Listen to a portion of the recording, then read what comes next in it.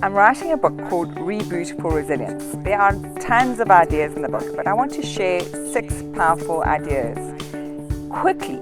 So here's the Reboot acronym.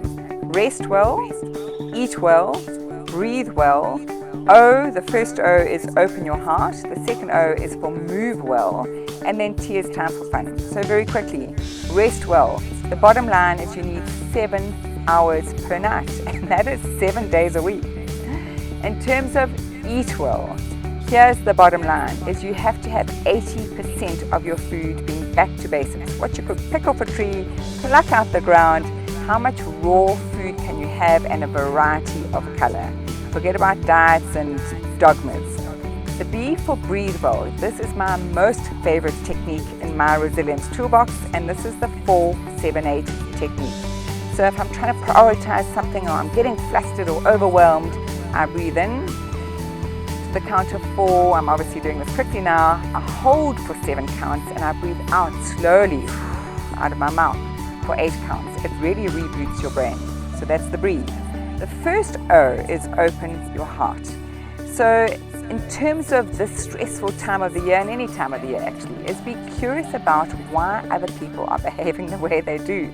Because you may be sitting next to family members of a Christmas event and it's frustrating. Just instead of judging, be curious. So I've got a mantra: less judgment, more compassion. So that's the open your heart. The second O is for move well. And when we're on holiday, it's easy to do that. But are you really making sure that you get 20 minutes per day of cardio movement? So if it's a walk, it's a brisk walk. Perhaps you even challenge yourself to do jumping jacks in front of the TV in the morning, or do plank, or bounce on a trampoline, or skip, or do anything that's easy. But you need to measure it, so 20 minutes per day. The last letter in the acronym is T for time for fun. So what are you doing to plan for time for fun? In fact, busy times of the year can be quite lonely times of the year.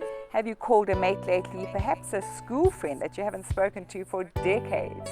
Have you thought about going to a good movie at 5 o'clock at night, or doodling, or going salsa dancing, or investigating online how many beautiful free courses there are? So it could be photography to mosaicing. But make sure that you prioritize self and you actually plan for time for fun. So if you fail to plan, you plan to fail. Enjoy rebooting and choosing one of these 6 quick tips to make sure that you honor thyself. Socrates said, knowing thyself is the beginning of wisdom.